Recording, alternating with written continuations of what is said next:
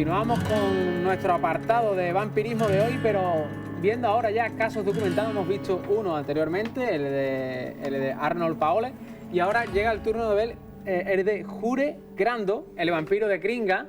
No sé si lo hemos pronunciado bien o no, pero es un nombre un tanto difícil para nosotros, Alberto. Pero entendible, que es lo importante. Pero entendible, que es lo importante por si alguien lo quiere buscar. Y bueno, en Kringa, pero eso era el pueblo. ¿Qué sucedió allí? Bueno, en este caso estamos hablando del año 1600, un campesino fallece. Después de su muerte, comentan que empieza a aparecerse como un ser caminante de forma de risa maléfica y empieza a cometer ciertos actos, ¿no? Entre ellos, durante 16 años empieza a atemorizar todo lo que era su aldea, ¿no? Donde vivía, ¿no? E incluso su propia mujer decía que se le aparecía y que la maltrataba. Deciden darle casa, van a su tumba, intentan en varias ocasiones, esto está documentado, ¿no? Intentan en varias ocasiones matarlo, atravesándole su cuerpo, ¿no? Pero parece que se resiste. Todo esto hace que empieza a desatar mucho más su rabia, ¿no? Y empieza a desatarse mucho más el terror en toda esa zona, ¿no?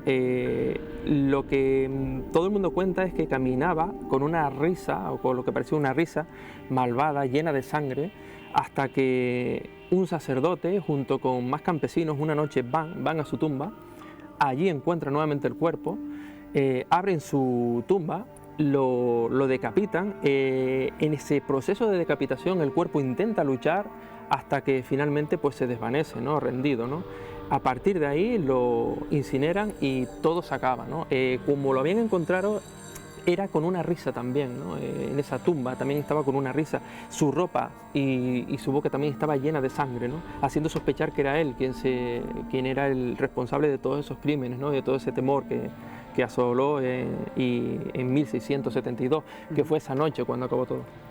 Que es muy curioso, que antes hemos mencionado, quizás un muerto, ¿no? Cuando se abre al poco tiempo, porque esté en descomposición y demás, pero es que aquí hablamos de 16 años.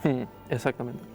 O sea, no sé cuántas veces abrieron esa tumba, no sé cuántas veces usurparon ese cuerpo, no me lo quiero ni imaginar, pero, o sea, 16 años acudiendo, entiendo que cada cierto tiempo a la tumba, a hacer rituales y demás, hasta que acaban decapitándolo. Y creo que es imposible, entiendo, que ese cuerpo se moviese, porque evidentemente, vamos, no sé qué quedaría de Siempre él. Tenemos quizás que remontarnos a ese pensamiento de esa Europa medieval, ¿no? Claro. Hay muchos cuerpos que hay veces que, dependiendo de la humedad, no pierden los tejidos y mantienen los tejidos, se retraen, haciendo que en algunas ocasiones parezca que ese cadáver se está riendo, ¿no?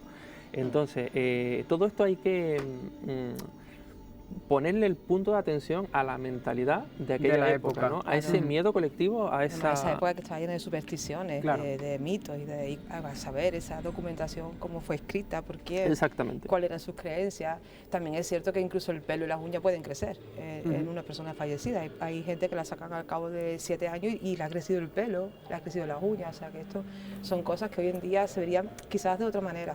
Un caso parecido al que ha contado él existe en Grecia, la isla de Lesbos, que le llaman la isla de los vampiros por la cantidad de casos.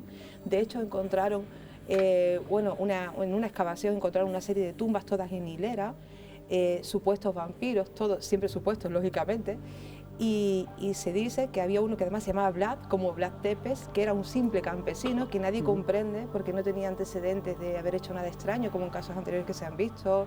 Era una persona buena, noble, trabajadora, y sin embargo tenía hasta 5 estacas en la ingle, en el cuello, en el pecho, clavándolo a la tumba, y tenía la mandíbula también sellada con un ladrillo. O sea que estamos hablando de que estaba extendido por toda Europa, ¿no? Como curiosidad, la isla de Lesbos, de donde viene la palabra lesbiana, no tiene nada que ver, pero es una curiosidad que fue descubierta por la escritora Safo. En fin, es una curiosidad que siempre es bueno aprender cositas, y es muy interesante todo lo que hay ahí, ¿no? En esa isla. En Venecia, por ejemplo, que también te traje algunas... Sí, hay algunas imágenes. A ver, a mí me dijeron, es la parte de tumbas de vampiros, y realmente es una de las zonas donde más se han encontrado. son vampiros de la época de la peste negra. Pero ¿llega a haber un cementerio exclusivo para los supuestos vampiros? Mira, Venecia, al que le gusta el mundo de los vampiros, yo los recomiendo muchísimo, porque está el cementerio de San Michel, que le llaman la isla de los muertos. Bueno, Venecia yo creo que es recomendable para cualquiera. Sí, pero no todo el mundo hace el turismo del cementerio. Eso sí.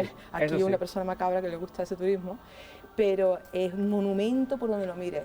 Es una isla. Dentro de Venecia, es la isla de San Michel, y hay una zona de... Aquí estamos viendo ya imágenes. Pues una zona de tumbas del siglo XII, maravilloso, porque es arte por donde lo mire. Esa la sacaste tú, ¿no? Y hay varias, sí, esa la saqué yo, vamos, yo estaba tan entusiasmada que casi me quedé ahí encerrada, y allí supuestamente hay enterrados vampiros.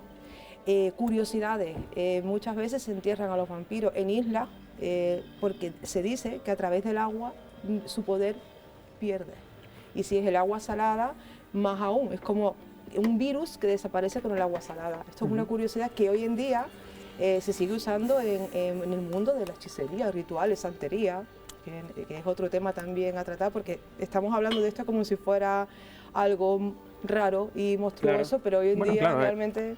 Es que el mundo del retornado, ¿no? Nosotros hacemos hincapié ahora en el vampirismo, ¿no? Pero el mundo del retornado, ese... persona que deambula, ¿no? Que es poseída, ¿no? Que se levanta de su tumba, que hace un propósito hostil. Bueno, nosotros no podemos irnos tan lejos como por ejemplo lo que ocurre en Haití con el caso del zombie, ¿no? En este caso, también, cuando el bokor o esa persona, sacerdote, los cuerpos o las personas jóvenes que mueren, ¿no? Y mediante un proceso de magia negra, ese cuerpo vuelve a resurgir a la vida, ¿no? E incluso con la medicina actual, que también parece que se está estudiando, hay una asistolia, es decir, hay un paro completo del corazón, ¿no? Entonces luego no se explican cómo vuelve otra vez a esa persona en este caso no es un vampiro, pero sí está manipulado, es decir, para hacer un propósito en concreto, un fin en concreto, sea para trabajo o lo que sea, ¿no? Entonces, nosotros ahora mismo también tenemos que decir que hablamos quizás del punto de la ignorancia, ¿no? Porque estos casos están aquí, o como muchos más, que quizás no sé si dará tiempo a tocarlos, ¿no? Pero que es algo que no podemos explicar, de momento, pienso yo. Vamos a pasar a otro de los documentados, el sacerdote perro. No sé yo, Alberto, de dónde viene este nombre. Bueno, ese nombre viene de un sacerdote que era muy aficionado a la caza con los perros y con sus caballos. Parece ser que este hombre tenía una apariencia hostil, no era tan bueno, ¿no? Como sus demás compañeros. Esta persona fallece, esto también está documentado, fallece y empiezan a surgir muertes, muertes asociadas a que pierden sangre. Es decir, se decía que muchos hermanos o muchos sacerdotes veían por los bosques a este sacerdote perro deambulando, ¿no? E incluso decían que tenía la propia capacidad de transformarse en murciélago. Ahora, si quieres, tú nos explicas quizás qué vinculación tiene el murciélago con el vampiro, ¿no? Por estar asociado a esa nocturnidad o a esa forma sigilosa, ¿no? Deciden darle caza. Van a ese sitio donde está enterrado, encuentran que el cuerpo está incorrupto, lo incineran y se acaba todo. También es un caso que queda dotado como del vampirismo, como que ocurrió y que atemorizó también a esa parte, ¿no? A ese año 1138 que era. Una cosa muy curiosa es que el castillo donde vivía, o aparentemente vivía este sacerdote, fue el que inspiró a Bram Stoker para recrear, ¿no? Ese castillo de famosa novela que tanto ha dado, ¿no? Que tanto ha dado. A mí me llama mucho la atención en las fotos que hemos visto antes también del castillo real de Drácula, que es una ruina auténtica y hay que pasar una auténtica tortura para ir a verlo, pero es impresionante, ¿no? También cómo está conservado. Lo que tú decías antes del vampiro y el murciélago, ya lo habíamos hablado antes, creo un poquito, pero vamos, la asociación es con el murciélago vampiro, claro. Por aquello de los incisivos, de la absorción de la sangre y por eso está relacionado. Y también se creía que tenía la capacidad, debido a cómo se encontraban algunos cuerpos, incluso con marcas de haberse chupado la sangre, también en ganado, que encontraron mucho ganado, como hoy en día hablamos del chupacabra, que esto es una cosa también que también ocurrió en esa época y que se asociaba en ese caso al vampirismo, ¿no? Claro. Y el murciélago tenía la capacidad de, primero porque estaba involucrado en la noche, por su forma sigilosa, y creían siempre hablamos de esa creencia, ¿no? Que tenía la capacidad de entrar a ciertos domicilios de una manera estratégica para no ser vistos, ¿no? O para escapar de un peligro y así cometer ese acto que era chupar la ¿Tú sangre. imaginas, por imaginar, un murciélago como el de hoy asociado al COVID en su momento, que le muerde a una persona realmente y le transmite algún tipo de virus que le hace tener ese tipo de... Es que todo son suposiciones y todo puede ser posible. Claro, y el desconocimiento de la sociedad, que era algo de lo que antes hablábamos. Vamos a seguir avanzando, pasamos a Peter Blagojevich, vamos a decirlo así, yo creo que aproximadamente está bien pronunciado, el 9 veces asesino. 9 veces asesino. Vamos a ver, eso todavía está quizás, ¿no? Por debatirlo, ¿no? Pero lo que sí está claro es lo que se refleja, ¿no? Esta persona fallece también, era un campesino, fallece y empiezan a haber una serie de muertes asociadas a este personaje, pero se asocian por algo en concreto. Primero porque caen enfermas, algunas veces de jóvenes y que no se sabían, una enfermedad repentina que acababa con las vidas, ¿no? En días de esas personas. Esas personas decían en esa agonía, en esa fase agónica de días, de que este Peter venía y les intentaba estrangular. Todo eso quedó registrado porque era una coincidencia en esas personas. E incluso se le aparece a lo que era a su viuda, y reclamándole a su hijo. También se cuenta que le arrebata a su hijo y lo sacrifica, ¿no? Esta persona también es encontrada, es buscada, van hacia ese ataúd. También tenía sangre en sus fosas nasales, tenía sangre en su boca, asociado también a que pensaban que era el propio vampiro. Y al meterle esa estaca, como se decía, para fijarlo en ese ataúd, empezó a manar mucha más sangre por la fosa, por toda su boca, dejando también un impacto en todos los que estuvieron presentes, ¿no? Y quedando así en la historia uno de los casos más escalofriantes del vampiro. Claro, es que supongamos lo que sería en aquella época asistir a un rito como esto. Esto debe de dejar a un pueblerino de la época, a un aldeano de la época. Imagínate. Pues claro, imagínate, ¿no? Desconocimiento total, abrir un ataúd de una persona ya fallecida, encontrarla con restos de sangre que probablemente a día de hoy sabemos que son propios, pero claro, el miedo provocado, entiendo que se harían los rituales por la noche, claro, aquello en un pueblo pequeño también, pues el impacto era tremendo. Si llegaste tú a pasar las últimas imágenes donde ya se encontraron osamentas, incluso con estacas en la boca, con estacas en las propias partes vitales, y que todo eso era para que las personas jóvenes que muriesen repentinamente no volviesen a ser víctimas de esos caminantes sin alma, ¿no? de esos no muertos, ¿no? Y todo eso condicionó, como hemos recalcado, un terror verdadero en esa Europa medieval, hasta hoy en día incluso se mantiene. Yo me quedo, la verdad, con el caso de hace nada, de 2016 en Rumanía, donde una persona da su testimonio real de cómo fueron al cementerio por un supuesto vampiro, y como te dije antes, le sacan el corazón, lo queman y se toman las cenizas mezcladas con agua para curarse. En el 2016. O sea, no estamos hablando del siglo XII o de la época medieval, estamos hablando de la época actual. O sea, mito, leyenda, lo que sea, pero sigue estando ahí, ¿no? Esa existencia. Yo me quedo con el vampiro romántico que viene por la ventana y te convierte en inmortal. No, incluso hoy día el propio ajo, ¿no? Sigue en pero esto lo hemos traído aquí para protegernos. En algunas aldeas, porque se decía que si moría alguien en un domicilio, se tenía que sacar por la ventana y se tenía que tapiar esa ventana para cuando ese caminante, ese retornado, ¿no? quisiese entrar a cometer ese acto hacia sus familiares, pues desistiese, ¿no? Incluso colgaban ajo en la puerta o espinas para que no pudiese entrar, ¿no? Y eso hoy todavía se mantiene en ciertos sitios, es increíble de creer, pero bueno. Sí. Vamos al último de los casos que tenemos hoy para concretar estos casos reales o bueno, registrados de alguna manera, ¿no? El vampiro apestoso de Pench. El vampiro apestoso de Pench. Esto es otro caso documentado, ¿no? Esto era un hombre que parece ser que era un concejal, era una persona bien mirada en esa época, ¿no? Hablamos de 1582. Exactamente. Era un concejal y tenía su afición a los caballos, ¿no? Bueno, recibe un golpe de uno de sus animales y esta persona, pues debido a ese golpe, a esa herida abierta que tuvo, contrae un virus, una bacteria, ¿no? En esa época no se tenía tampoco tantos conocimientos de los antibióticos y demás. Entonces, ¿qué ocurre? Que esa persona empieza a enfermar durante días. Y mientras estaba enfermo, él decía que ardía, él pensaba que lo que le estaba pasando es que estaba quemándose en el infierno, quizás producto de las propias fiebres, ¿no? En este caso, hoy día, pues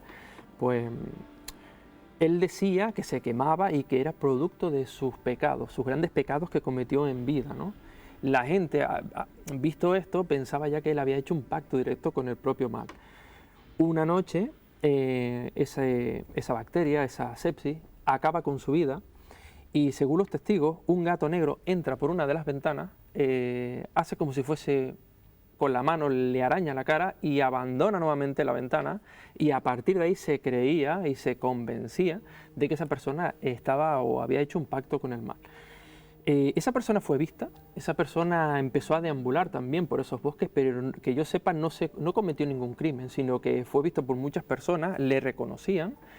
También una de las cosas era por ese olor, decían que quizás por esa sepsis, ¿no? Por esa herida ya que tenía también ese olor cuando estaba infectada, y que le dan casa, van a ese sitio, van a donde él estaba enterrado, efectivamente nuevamente el cuerpo incorrupto, lo decapitan, lo incineran y se acaba todo ese terror de toda esa época. Lo primordial del caso es el mal olor. No sé si nos queda algún caso que queráis rememorar. Bueno, yo quería hablar de la figura de Nosferatu, no ya un caso También en sí. un caso muy importante. Pero Nosferatu, por ejemplo, es todo lo contrario a lo que después Bram Stoker nos llevó al cine. Es esa persona fea, deforme, maloliente, que el mal olor de los vampiros no es algo solamente del caso que le ha contado, sino es algo que además tiene su sentido, ¿no? Porque es una persona que está muerta, no aseada, no va a oler a rosas, ¿no? Y alimentándose de sangre. Y bueno, este fue uno de los primeros casos, creo yo. Lo que pasa es que está un poco ahí olvidado, aunque fue de los más famosos, ¿no? De hecho, el actor que realizaba el papel perdió la cabeza. De hecho, creyó que era Drácula y terminó muriendo en un psiquiátrico, creo que fue. No sé muy bien la fecha ahora mismo, pero sé que murió porque enloqueció con ese papel, ¿no? Que es la primera historia del auténtico vampiro, no ese ser después tan atractivo que todas las mujeres quieren que vengan a llevarnos, ¿no? Casos reales hay muchos, hay también un hecho en Venecia también, porque es que además hay mucho, de una mujer vampira que también es en el 1600 y algo, y también ha sido descubierto, está documentadísimo todo. Yo siempre digo casos documentados, pero claro, yo pongo en tela de juicio porque son casos documentados. Si damos por cierto que todo lo que está documentado es real, pues... Pero sí, bueno, hablando de por lo menos de algo más allá de una leyenda, también está documentado. Esta mujer mató a más de 200 niñas para lo mismo, por el hecho de la eterna juventud, de la sangre virgen, la sangre joven y todo eso. Sea lo que sea, ahí está, ya que cada uno pues tome el caso de Enriqueta Martí, ¿no? Nosotros siempre tenemos, como bien se habló, ¿no? Y bien habló ella, tenemos que cuando nos dicen el vampiro, el Drácula, todos automáticamente esos pensamientos automáticos nos vienen a la mente en ese conde, como dice ella, bien vestido, con esa capa negra, que realmente había una estaca, que vivía en un castillo que se llamaba Drácula, que sembraba el terror. En realidad hay parte de realidad en todo esto, hay parte de realidad. Lo que se llama, como dijo el compañero Mauri, ¿no? Brad Dracul, ¿no? El empalador, es el que se conoce como Drácula. De ahí Bram Stoker también inspiró en ese personaje, ¿no? No era ese hombre guapo, alto, ¿no? Era una persona bajita, según decían, musculoso, muy fuerte, con una mirada penetrante, nariz aguileña, y que caían unos cabellos negros brillantes por su hombro. Se llamaba Drácula, que también es verdad.